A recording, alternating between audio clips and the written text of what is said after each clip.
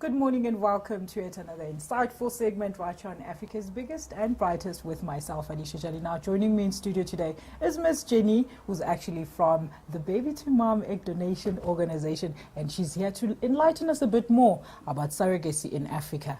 Jenny, welcome to Good Morning Africa. How are you doing today? Good morning, Alicia. Very well, thank you, and yourself. Thank you for the opportunity. Wow, thank you for being here. We're talking about surrogacy in Africa. What exactly is surrogacy? Surrogacy, first, you're 100% correct. It is quite daunting if people have to embark on this process.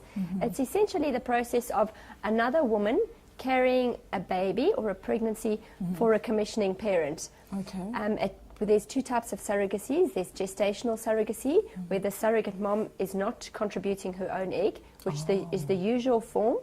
And then the other concept is a traditional surrogacy, where she's also contributing her eggs, which is her genetic material. Oh, okay. But that's more of a discouraged type of surrogacy because there's a lot more legal concerns and obviously emotional bonding if she's carrying her own genes. Okay, now, wombs for rent. Please explain that term, Jenny. That is more of a magazine term because it doesn't happen. Yeah. And especially in South Africa, wombs for rent is a forbidden concept because a surrogate mom is allowed to come forward and do this process provided it's for altruistic reasons. Okay. So surrogate mothers may not be paid for being a surrogate. They can be reimbursed for expenses that are legitimately incurred in the process of becoming pregnant for someone else. Okay. But they can't be paid for this concept. So it's not a legal concept. Oh my and gosh. actually the courts who oversee the whole process and give consent to a court order have to confirm that there is no reimbursement of income really, or getting, they can be reimbursed if they lose income, but they cannot profit out of this process. And if the courts get any wind of a surrogate mother profiteering out of this process, they won't grant a court order. Oh my goodness, so those are the legalities of surrogacy? Those are some of the legalities. Oh, can you take us through some more? Because I'm sure, Jenny, a lot of people might have thought, like I also was under the impression that these mothers actually do get some sort of remuneration for that 9 months or however long. They may not legally get any reimbursement. They may not legally get a profit. They can be reimbursed for loss of income, petrol, medical expenses, any costs that are associated with the pregnancy. Okay, so but one has to volunteer now, is that what you're saying? You have to volunteer to do this. It has to be a gesture of good faith. It has to be altruistic. Surrogacy is very strictly and carefully guarded in the world, and there's lots of different aspects about when this is allowed. In some countries, surrogacy is strictly forbidden. So we're quite fortunate that it is still allowed, albeit for altruistic reasons.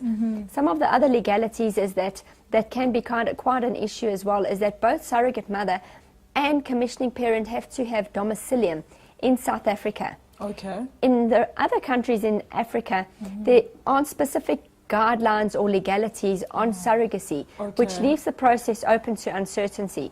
So if two parties engage in such a relationship, when the child is born without an absolute contractual guidance, we're not certain where the process is or who has legal rights and responsibilities of this child.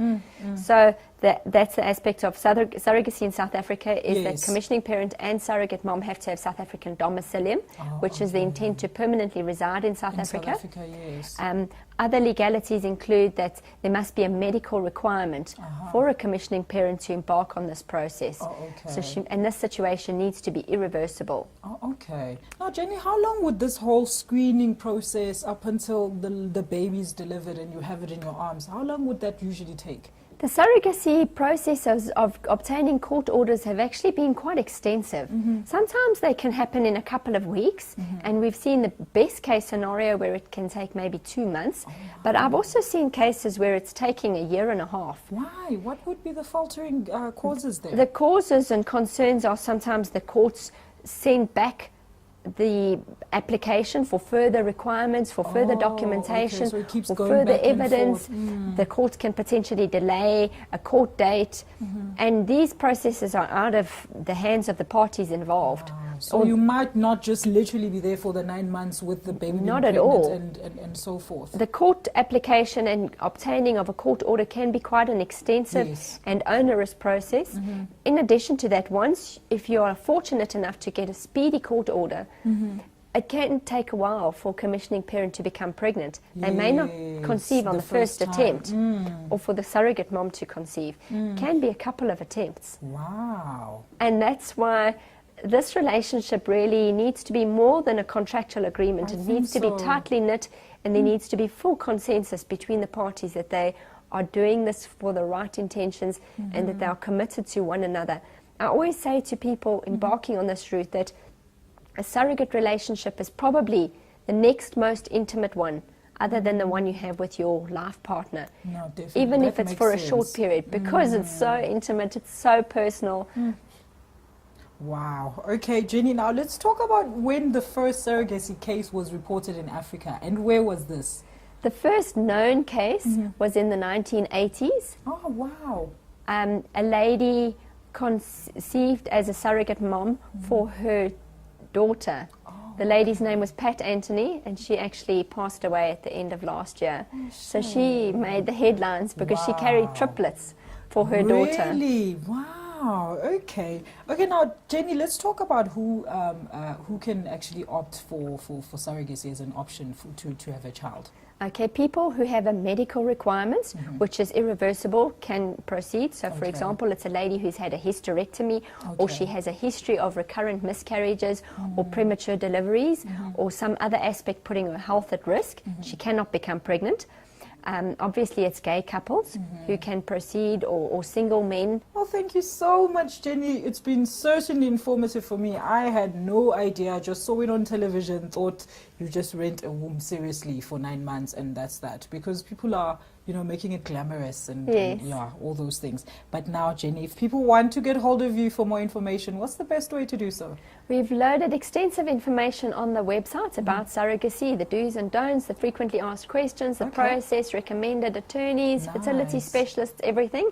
And all the details are on www.baby2mom.co.za. Oh, wow. Thank you so much, Jenny, you. for coming through today. You have definitely been a lot of help to not just me, a whole other, people all over Africa. Thank you so much. Pleasure. Thank you so much. All right. Well, unfortunately, Africa, we've come to the end of this very educational segment. Hope you can actually take that and put it into very good use. That's why GMA is right here for all your need to knows. All right, it's time for us to go. But remember, you can still send us that email to gma@planetimage.co.za if you need more information.